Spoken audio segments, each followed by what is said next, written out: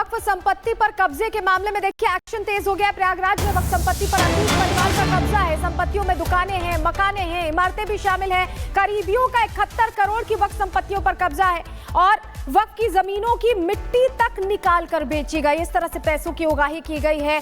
पूर्व मुतवल्ली पर जमीन कब्जा करने का आरोप है और इन सभी संपत्तियों की जांच अब उत्तर प्रदेश सुन्नी सेंट्रल वक्फ बोर्ड और मंडलायुक्त प्रयागराज ने की थी और अब जांच में पाया गया कि प्रयागराज वक्फ बोर्ड के तत्कालीन मुतलवी सैयद मोहम्मद अशीम ने अतीक के परिवार को वक्फ की जमीनों पर कब्जा कराया। तो देखिए इसी की बात हो रही थी विवेक, इसी तरह जो जमीनों पर कुछ माफिया कब्जा करके फायदा ले रहे थे वो फायदा बंद होने वाला बड़ा खुलासा ये कर रहे हैं। बिल्कुल बड़ा खुलासा है। पैसे की उगाही की गई है, मिट्टी बेच दी गई जमीन की और इसके बाद मुतलवी को हटाया भी गया, वक्फ का नया मुतलवी नियुक्त कर दिया गया।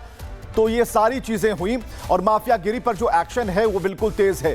तो माफिया अतीक के परिवार का वक्फ संपत्ति पर जो कब्जा है वो साफ तौर पर दिखता है। संपत्तियों में दुकानें हैं, मकान है, इमारतें हैं, उसे शामिल किया गया है। 71 करोड़ की वक्फ संपत्ति पर कब्जे की बात कही गई है। इसके अलावा जो बातें कही गई कि जमीन से जो मिट्टी, जो जमीनें बताई गई। और अजय दुबे हमारे साथ जुड़ चुके हैं। अजय, जो जानकारियां मिल पा रही हैं उसमें एक बड़ा खुलासा होता है, 71 करोड़ की संपत्ति अतीक अहमद और उसके परिवार वालों की। अब इस पर नया जो खोज है, नई जो एक जांच है, वो क्या कहती है?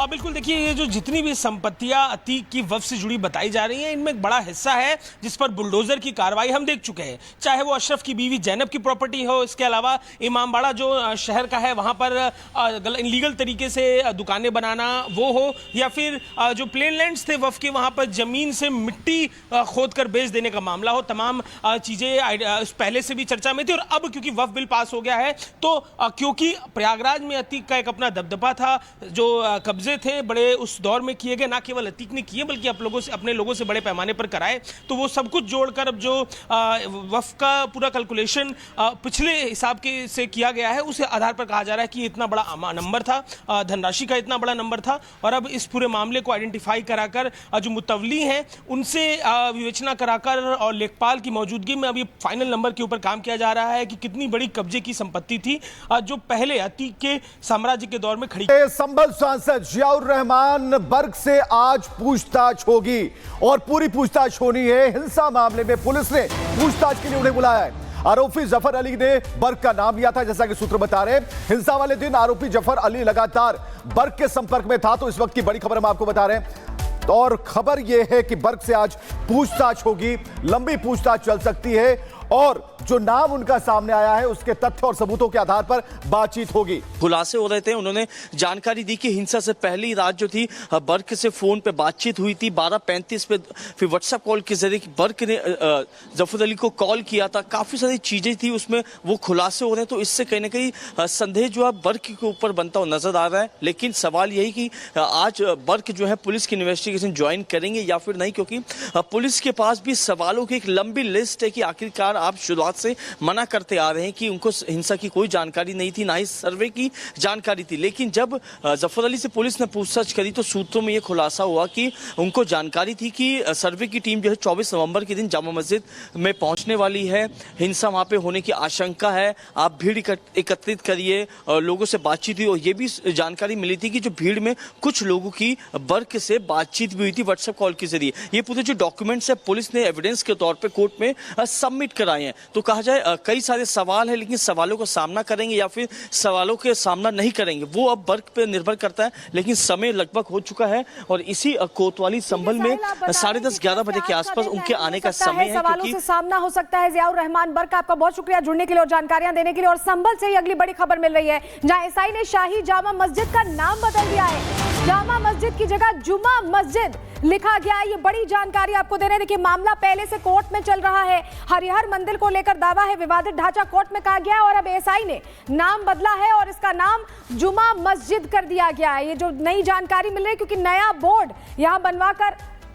लगाया गया है। हरे रंग की जगह नीले रंग का ये बोर्ड लगाया गया। पहले का जो बोर्ड था वो भी हम आपको तस्वीरों में दिखा रहे हैं और अब जुमा मस्जिद के नाम से जानी जाएगी ये मस्जिद। तो बिल्कुल यहां पर आर्कियोलॉजिकल सर्वे ऑफ इंडिया इसका बोर्ड लगा और इसमें जुमा मस्जिद इस पर लिखा हुआ है और सारी जो जानकारियां हैं मोटे अक्षरों में यहां पर लिखी हुई हैं। और साहिल हमारे साथ जुड़ चुके हैं। साहिल, नाम ही बदल गया, हवा बदली लेकिन अब नाम बदल गया है।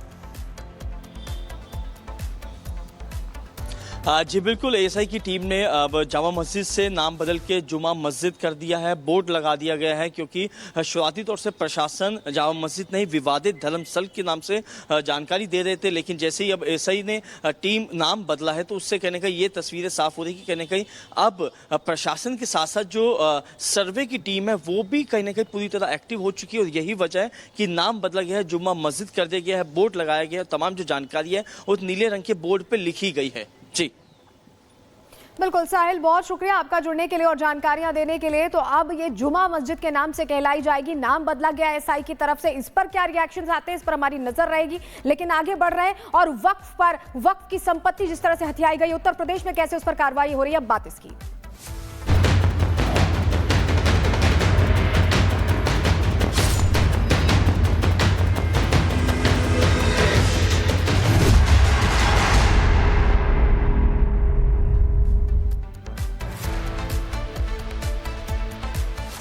माफिया अतीक के परिवार का वक्फ संपत्ति पर कब्जे के मामले में देखिए एक्शन तेज हो गया। प्रयागराज में वक्फ संपत्ति पर अतीक परिवार का कब्जा है। संपत्तियों में दुकानें हैं, मकाने हैं, इमारतें भी शामिल हैं। करीबियों का 71 करोड़ की वक्फ संपत्तियों पर कब्जा है और वक्फ की जमीनों की मिट्टी तक निकाल कर बेची गई। इस तरह से पैसों की उगाही की गई है।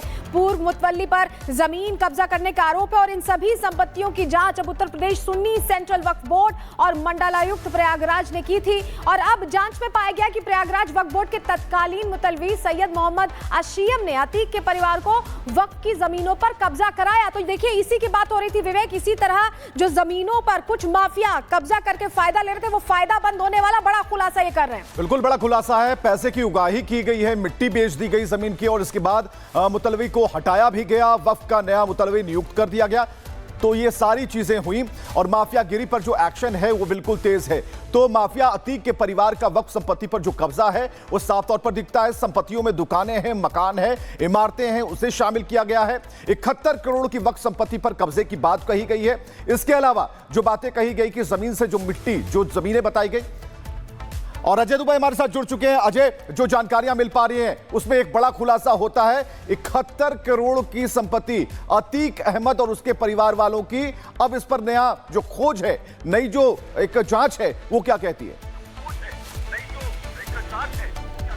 बिल्कुल देखिए, ये जो जितनी भी संपत्तियां अतीक की वक्फ से जुड़ी बताई जा रही हैं इनमें एक बड़ा हिस्सा है जिस पर बुलडोजर की कार्रवाई हम देख चुके हैं। चाहे वो अशरफ की बीवी जैनब की प्रॉपर्टी हो, इसके अलावा इमामबाड़ा जो शहर का है वहां पर इलीगल तरीके से दुकानें बनाना वो हो, या फिर जो प्लेन लैंड्स थे वक्फ के वहां पर जमीन से मिट्टी खोद कर बेच देने का मामला हो। तमाम चीजें पहले से भी चर्चा में थी और अब क्योंकि वक्फ बिल पास हो गया है तो क्योंकि प्रयागराज में अतीक का एक अपना दबदबा था, जो कब्जे थे बड़े उस दौर में किए गए, ना केवल अतीक ने किए बल्कि आप लोगों से, अपने लोगों से बड़े पैमाने पर कराए। तो वो सब कुछ जोड़कर अब जो वक्फ का पूरा कैलकुलेशन पिछले हिसाब के से किया गया है उस आधार पर कहा जा रहा है कि इतना बड़ा नंबर था, धनराशि का इतना बड़ा नंबर था। और अब इस पूरे मामले को आइडेंटिफाई कराकर जो मुतवली हैं उनसे विवेचना कराकर और लेखपाल की मौजूदगी में अभी फाइनल नंबर के ऊपर काम किया जा रहा है कि कितनी बड़ी कब्जे की संपत्ति थी जो पहले अतीक के साम्राज्य के दौर में खड़ी